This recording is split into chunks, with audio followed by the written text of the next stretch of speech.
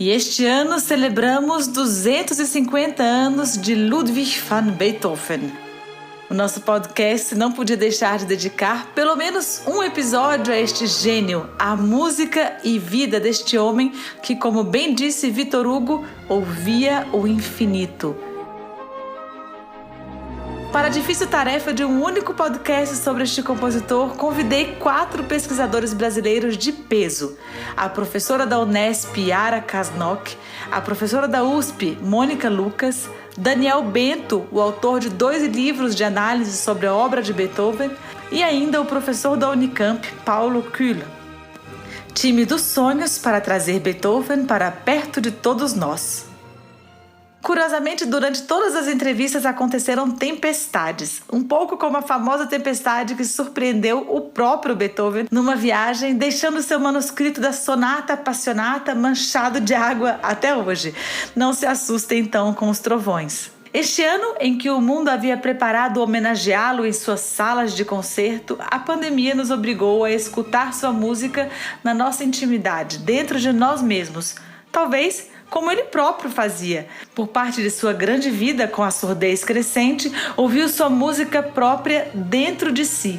Começaremos falando exatamente sobre a escuta. Como Beethoven muda definitivamente a escuta da música no Ocidente. Este compositor que de verdade mudou a história da música. Yara Kasnok.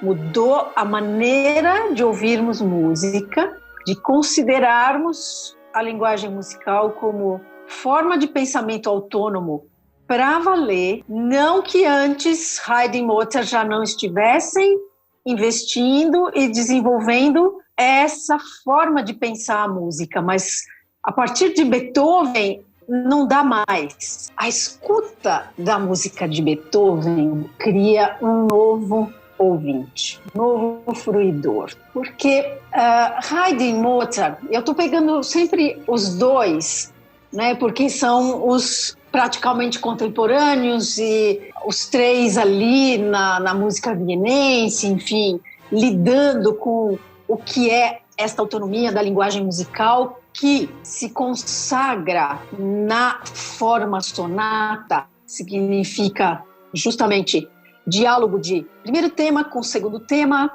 modulações, ou seja, movimentações harmônicas.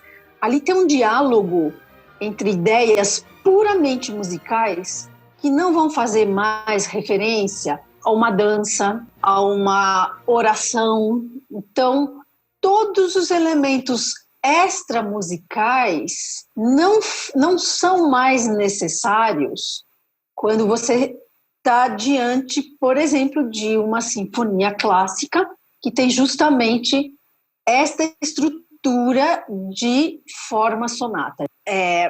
Um ouvinte que ainda precisa, vamos dizer, de uma referência extramusical, seja de um descritivismo barroco, de natureza ou de sentimentos, ou se ele precisa de uma referência de dança ou de hino sacro, ele, numa sinfonia clássica, ele vai ter que se virar, vamos dizer, com ideias musicais. A vida de uma sinfonia clássica, de uma sonata, de um quarteto, né, está nessa dinâmica e nesta constatação que os sons se garantem como interlocutores de ideias.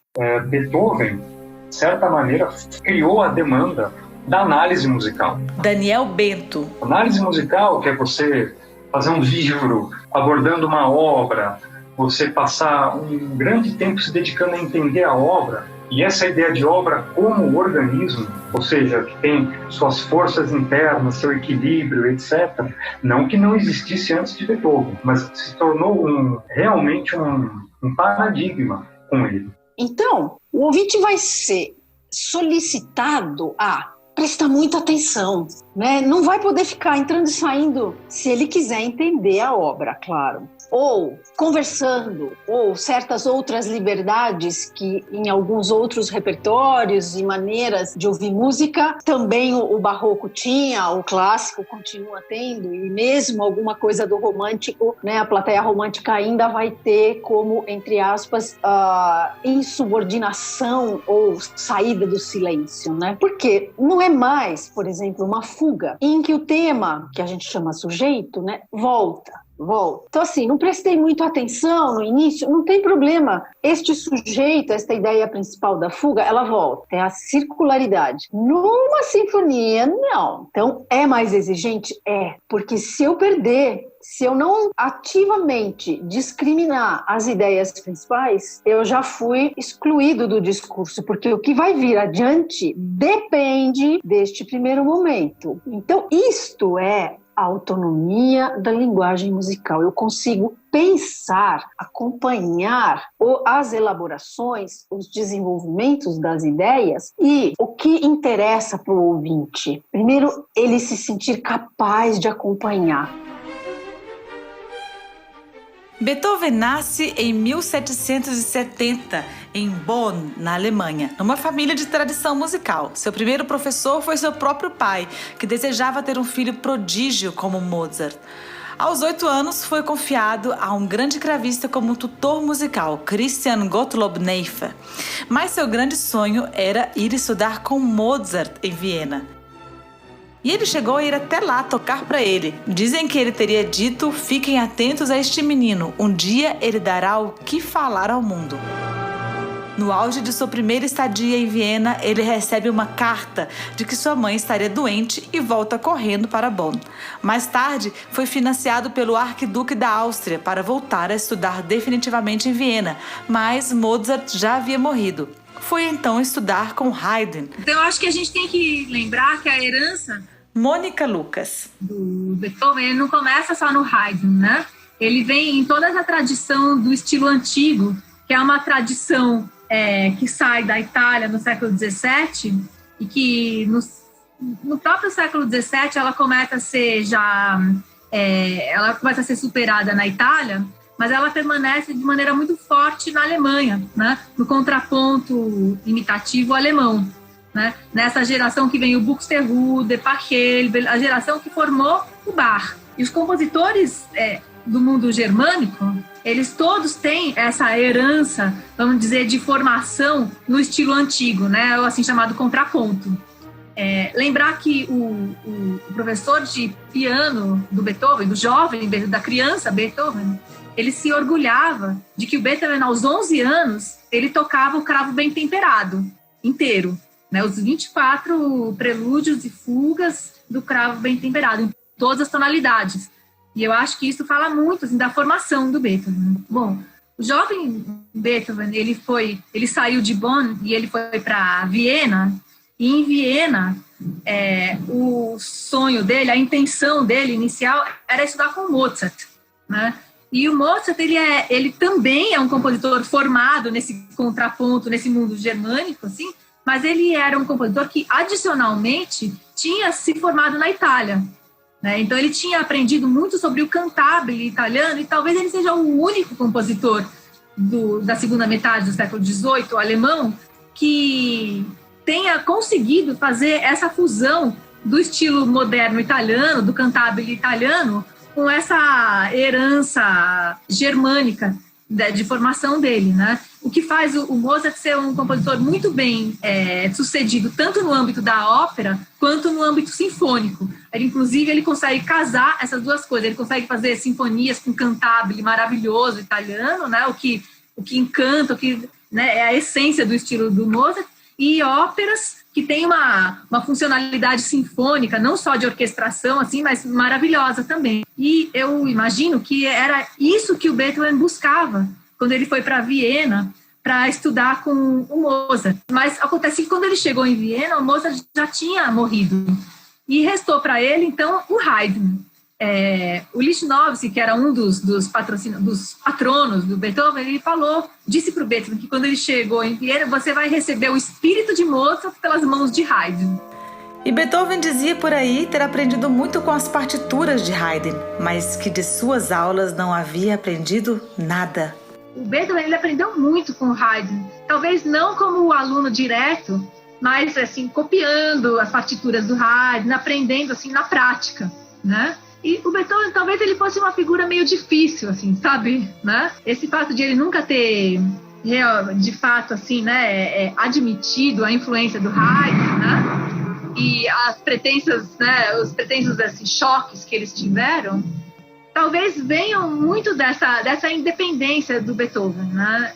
Ele não queria se apegar aos modelos, embora o Haydn seja, sem dúvida nenhuma, um modelo muito, muito, muito forte na formação dele. Ele nunca abandonou essa tradição que, né, da qual o Haydn também é um herdeiro e que ele leva até as últimas consequências. Então, tudo que já estava lá no Haydn, ele leva assim à potência máxima, que leva compositores que vêm uma geração depois, como por exemplo o Schubert, a se perguntar o que a gente pode fazer depois de Beethoven. Esse caminho é um caminho que chega até o final, ele leva ao máximo, né? Depois disso, restam outros caminhos, né? Depois do Beethoven, o Schubert, por exemplo, é um compositor ele volta mais para esse cantabile italiano, ele bebe muito mais na fonte do Mozart, né? É um compositor altamente melódico. É interessante você ter comentado do Haydn, né? Porque isso é muito interessante falar até no aspecto da fase tardia. Como você mesmo apontou, né, o Haydn, Beethoven e Haydn, mais da parte de Beethoven, né, havia um certo estranhamento, como se Beethoven relutasse um pouco em reconhecer o papel que Haydn teria tido na formação dele, na identidade dele. Aparentemente, com a fase tardia, isso mudou bastante.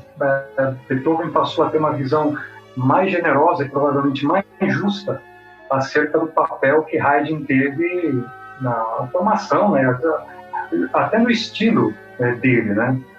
Uma coisa que Beethoven demonstra aqui, se você examinar Haydn, você vê como eles têm em comum uma extrema concentração de materiais, e às vezes poucas ideias geradoras que nutrem com frequência não só o movimento, mas a obra inteira. A ideia, então, dele estudar com Haydn se manteve até um certo ponto, mas claro que não ia dar muito certo.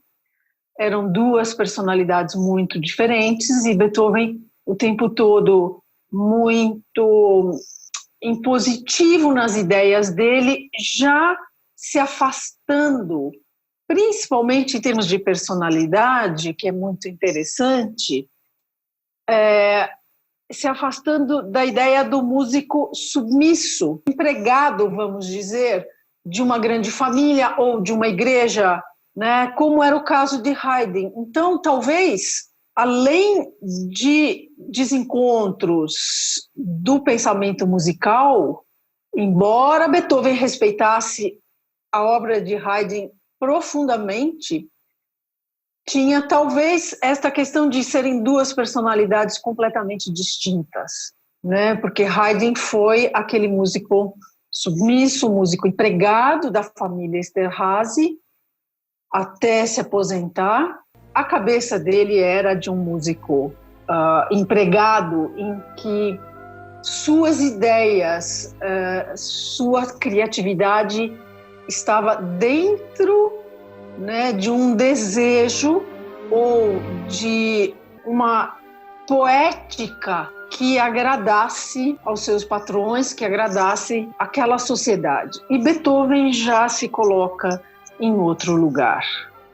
Tanto que é famoso aquilo, que ele está com Goethe andando e passa um nobre, eu não sei se é o imperador, não sei quem é, e Goethe abaixa a cabeça e Beethoven se mantém firme.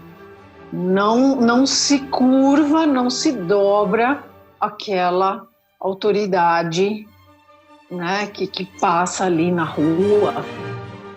O que Viena tinha de tão especial no século XVIII? Como era essa cidade? Então, Viena não é luterana, primeira diferença, né? Viena tem sempre uma ideia de cidade cosmopolita, nesse aspecto. Tem o Império Austro-Húngaro, tá numa situação geográfica bastante propícia, né? A Áustria ali tem a Itália, tem a Alemanha, então tem, claro, Hungria e todas as culturas têm uma circulação cultural bastante intensa. Em termos musicais, o catolicismo, de uma certa maneira, não se impôs tanto quanto o luteranismo na Alemanha. Isso eu acho que marca uma diferença bastante grande. Então a gente tem que lembrar, quando a gente pensa em Viena, a gente tem que lembrar que é uma corte católica e que essa relação com a Itália é uma relação bem natural, o que não acontece, por exemplo, com o Bach, que vive no âmbito reformado. O máximo, a maior proximidade possível da Itália é Veneza, uma corte assim, relativamente independente dos desígnios papais. Mas Viena não é esse caso. Viena tem relação direta com Roma e com Nápoles, e com Florença, com os grandes centros de ópera do século XVIII. A Casa de Ópera de Viena, desde o começo do século XVIII, só recebe óperas italianas. E é só no fim do século XVIII que começa a surgir uma questão de essa casa de ópera possivelmente vir a abrigar a ópera alemã, que está em surgimento. Então, isso explica, né, a presença de vários compositores e libretistas italianos importantes, Apóstolo Zeno, Metastasio, na primeira metade do século XVIII, Lorenzo da Ponte, na segunda metade. Estou falando certo? Assim, é isso aí, você que é especialista. E no fim do século XVIII, grandes compositores italianos, como, por exemplo, Salieri, né, que foi um dos professores de Beethoven. Então, dá para imaginar que a chegada dele em Viena, né, e a procura pelo Mozart tenha se dado, em parte, por saber que uma das possibilidades de inserção profissional dele era a ópera, talvez o grande gênero, né, para se colocar, teria sido a ópera. E estudar com Haydn não era uma opção que ia levar ele para esse caminho, né? E, de fato, Beethoven nunca foi um compositor que conseguiu se destacar ou conseguiu, né, uma grande projeção como compositor de ópera. Beethoven escreveu uma única ópera, Fidelio, estreada em 1805. Pedi ao professor Paulo Kühl que nos falasse um pouco sobre essa experiência de Beethoven no mundo da ópera. A gênese da ópera Fidelio, de Beethoven, com a primeira versão do libreto, escrita por Joseph von Leitner, é complexa e envolve várias transformações. A primeira versão estreou em novembro de 1805 em Viena, a segunda já revisada em abril de 1806 e a versão final, com importantes alterações, em maio de 1814. A crítica constantemente refere-se à obra como um exemplo de ópera revolucionária, não apenas pelo enredo, mas também por seus aspectos composicionais. De fato, a obra insere-se numa tradição de óperas de resgate, ou óperas na prisão, que desde o final do século XVIII vinham surgindo. Claro que após a queda da Bastilha, o tema da prisão, e mais claramente o da liberdade, adquire grande interesse. Mas já antes, como por exemplo na ópera Ricardo Coração de Leão, de Grétry, de 1784, encontramos uma trama que vai ter várias semelhanças com o Fidelio, ainda que com certo apelo aristocrático. Já as óperas Lodóiska, de 1791, e Le Déjeuner, de Cherubini, têm uma verve revolucionária muito mais evidente, ainda que trabalhando dentro das convenções músico-teatrais, que em si não seriam especialmente revolucionárias. Em 1802, as duas óperas estrearam em Viena com sucesso, e Beethoven conheceu Cherubini pessoalmente em 1805. É claro que tais conexões não explicam a maneira como Beethoven criou sua ópera, mas ajudam a perceber o gosto por espetáculos que tinham a liberdade como tema. Além disso, vários comentadores lembram a Sinfonia Heroica de 1806 e a própria Nona Sinfonia como exemplos importantes da posição política libertária de Beethoven. No caso específico de Fidelio, vale lembrar que se trata da constância do amor conjugal e das ações heróicas de Leonore, que levam à libertação de Florestan. Certamente existe uma implicação política na trama, mas alguns comentadores ainda veem uma permanência de valores associados ao antigo regime, já que não existe uma libertação heróica movida pelo povo. De qualquer modo, há uma crença no progresso e na libertação do ser humano. Como podemos dividir, entender, pensar, se é que isso é possível, as fases de criação de Beethoven? A divisão da obra de Beethoven em fases varia um pouquinho de autor para autor, mas a divisão mais conhecida é a das 3 fases. Muito embora, assim, normalmente, claro, né, quando são 3 fases, a terceira fase é a tardia. Então, pelo menos com relação à última fase de Beethoven, seja uma divisão de 3, de 4, de 5, falando fase tardia com relação aos anos finais dele, todo mundo se entende, né? A fase intermediária dele, a segunda fase, na divisão em 3, né, ela é a mais famosa de Beethoven, né? Digamos que é o Beethoven clássico, o Beethoven da Quinta Sinfonia, da Sinfonia Heróica, da Sonata Passionata. Nessa fase fica bem evidente já o estilo dele, né? Aquela concentração motívica, a maneira como ele desenvolve os materiais, a concentração de materiais. A fase anterior, não que isso não existisse, mas não era tão concentrada a expressão dele na fase anterior, a fase inicial, né? E a fase tardia é a fase em que Beethoven fica completamente surdo, ele teve uma surdez progressiva, né? E na fase tardia ele compõe realmente de todo, sem capacidade de ouvir o que está sendo composto e também o que ele tocava. E existe uma mudança bastante expressiva no estilo dele. O Otto Maria Carpo, ele fala algo que eu acho muito curioso, que ele fala que quem se depara com as primeiras obras, ele não fala exatamente isso, mas ele fala algo nesse sentido, que quem se depara com as primeiras obras da última fase de Beethoven, depois de ouvir a fase intermediária, a fase anterior, acha que se deparou por engano com outro compositor. Bom, a historiografia, ela fala em 3 fases do Beethoven, né? A primeira mais ligada aos modelos do Haydn, uma segunda em que ele começa a expandir esses modelos, e uma terceira em que ele se liberta. Eu não gosto dessa divisão, assim. Eu acho que ela é muito teleológica, né? Ela é uma visão que quer mostrar para a gente o Beethoven que a gente viu no final do século XIX, né?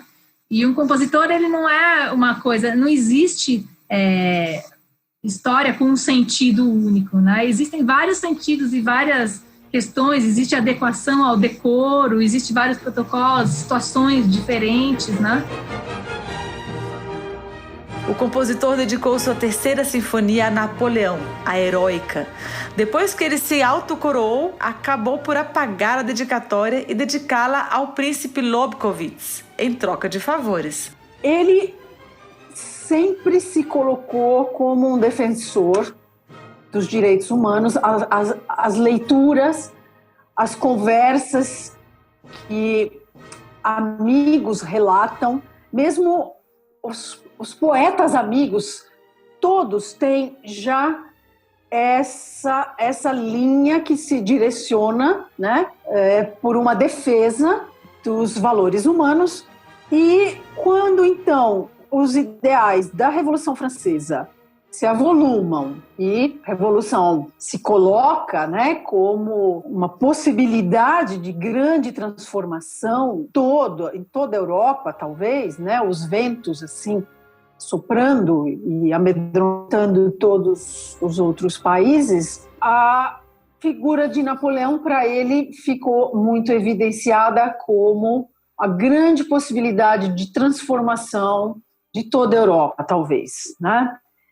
E alguns analistas aproximam as personalidades de Napoleão e Beethoven porque são 2 homens que se fizeram por si, não foram herdeiros, não eram nobres, eram plebeus, saíram do zero e conquistaram pela força própria, pela personalidade. Essa aproximação Beethoven-Napoleão pode ter um fundamento, se a gente se lembrar dessa anedota que teria acontecido com Voltaire, num dos salões, chiquésimos e super badalados, né, na França, antes da Revolução Francesa. Um nobre teria entrado em uma disputa com ele e ficou muito irado, nem aceitou participar de um duelo, porque não participa de um duelo com um plebeu. E lá pelas tantas o nobre diz, quem é você? Você não tem nome nenhum para ousar discutir comigo? Aí Voltaire responde simplesmente, eu não tenho nome e nesta situação o seu está começando a ser demolido e o meu está começando a ser construído. Então, mais ou menos isso. Claro que as palavras foram muito mais bonitas, né? A boca de um filósofo, assim. Mas ali tem atestado muito claro, né? Essa tensão que perpassa toda a situação cultural e estes filósofos, os intelectuais, os artistas, se arvorando de um valor que realmente eles tinham e que nobre nenhum ia chegar mais e dizer quem é você. Mas então, voltando a Beethoven e Napoleão, essa ideia de um homem saído do povo ser capaz de movimentar, né, toda uma população, movimentar ideias todas, né, trazer para ele, por meio da ação, essa ideia de transformação político-social, Beethoven ficou absolutamente encantado. E aí, claro, que Napoleão não vai ser nada do que Beethoven imaginava, ele, em 1804, se coroa imperador e, nesse ano, então, Beethoven, que tinha dedicado a Sinfonia Heróica a um grande herói, que era Napoleão, fica completamente irado e risca a dedicatória e põe a memória de um grande herói. E essa ideia que ele colocou, ele vestiu Napoleão como se Napoleão fosse este personagem libertador. Esta ideia ele não abandona nunca. Tanto que a gente vê a figura de Prometeu, né, voltando, aparecendo na composição beethoveniana, essa força.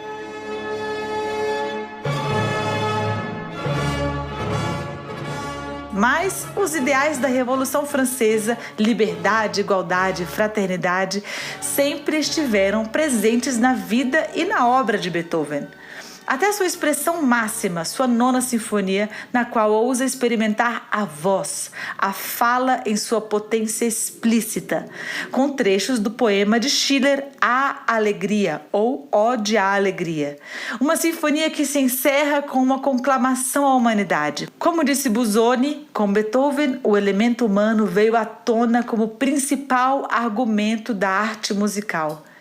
Abracem-se milhões de seres, enviem este beijo para todo mundo. Irmãos, sobre a abóbora estrelada deve morar o Pai amado. Vos prosternais, multidões. Mundo, presentes ao Criador, buscais além da abóbora estrelada. Sobre as estrelas ele deve morar. Então, talvez a gente encontre outras ideias de personagens muito fortes, até encarnados, vamos dizer, na Ode à Alegria, né? Que ele refaz o poema, porque a Ode à Alegria original são 96 estrofes, ele corta, recolhe, acho que 12 ou 13, ele refaz pensando imaginariamente ou visualizando este herói que, como ser humano, Napoleão não foi, mas que ele sabe, que ele vive internamente, ele sabe existir, né? E neste aspecto, porque a voz, né, nessa última sinfonia, sendo que a música vocal é muito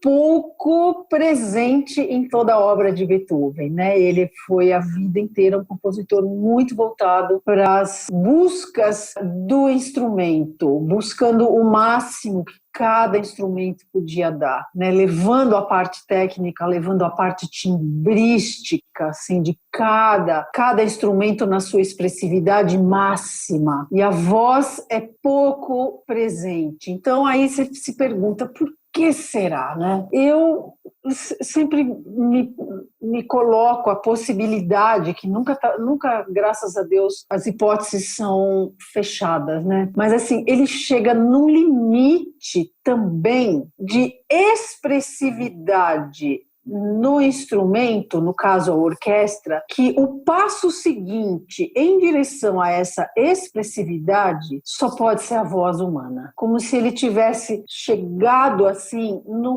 fim da linha, o que eu posso fazer de mais expressivo ainda? Eu preciso da voz humana. E aqui, se pensarmos nessa linha de busca de valores humanos, de liberdade, de afirmação do sujeito autônomo, né, do sujeito que vale pela sua moral, por sua ética, que se constrói, este sujeito tinha que aparecer em carne e osso, dotado de fala, nesta nova maneira de pensar a sinfonia, né? Ele talvez precisasse da palavra para deixar claro que esta luta pela liberdade precisa ser dita. Agora, a nona sinfonia é uma coisa bem diferente, por conta desses 10 anos, né, de hiato, de experiências, de novo, no piano, grandes experiências no piano. Ele tem, na nona sinfonia, ele tem uma orquestra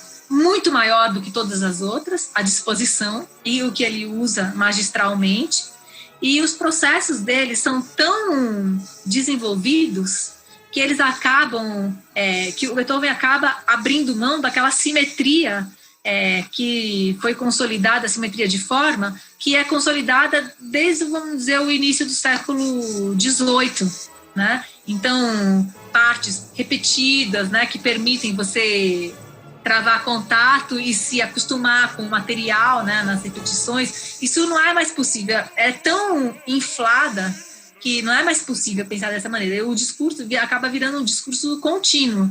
Enfim, um artista que chega com uma expressão tão diferente da dele própria.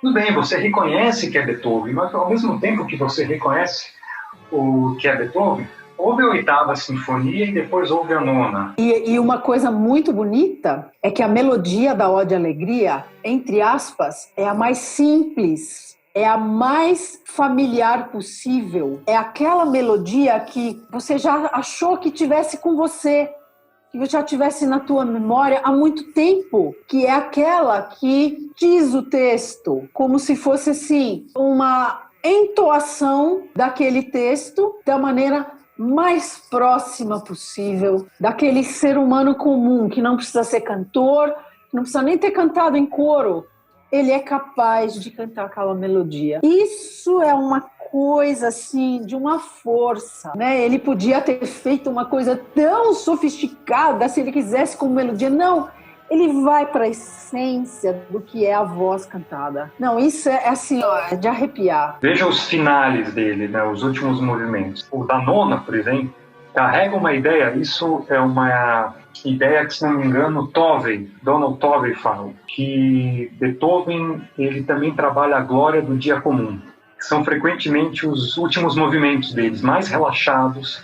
O da 9ª, até do ponto de vista musicológico, né, ele não tem a concentração de materiais do primeiro movimento, mas entra a voz humana, entra a união das pessoas, que, para mim, se harmoniza bem com essa ideia de dia comum, no melhor sentido de dia comum. A beleza de um dia comum ouvindo Beethoven. E os convidados deste episódio do podcast do Teatro Municipal têm 2 convites para vocês. Eu gostaria de convidar todos e todas para o nosso 11º encontro de pesquisadores em poética musical dos séculos XVI, XVII e XVIII. O tema do encontro desse ano, como não poderia deixar de ser, ano que a gente comemora 250 anos de nascimento de Beethoven, é então Construindo Beethoven. A programação está disponível no site retoricamusical2020.wordpress.com. 5 debates ao vivo, sempre às 8 horas da noite, entre os dias 23 e 27 de novembro, de pesquisadores relevantes do mundo inteiro, falando sobre a música de Beethoven, disponibilizadas sempre no site. Aproveitando isso, gostaria de convidar os amigos para visitarem o perfil do Instagram Enxergue Música. Junto com o podcast, eu vou publicar um texto sobre a Hammerklavier, dando algumas dicas sobre o aproveitamento, sobre a audição dela. E com o final desta 9ª Sinfonia, com esta exaltação do ser humano, do mais belo que pode haver no ser humano, desta fraternidade, desta igualdade, desta liberdade que Beethoven tanto amava, encerro este podcast agradecendo aos nossos convidados e esperando vocês num próximo encontro. Este podcast é produzido pelo Instituto Odeon e tem apresentação e edição de Ligiana Costa.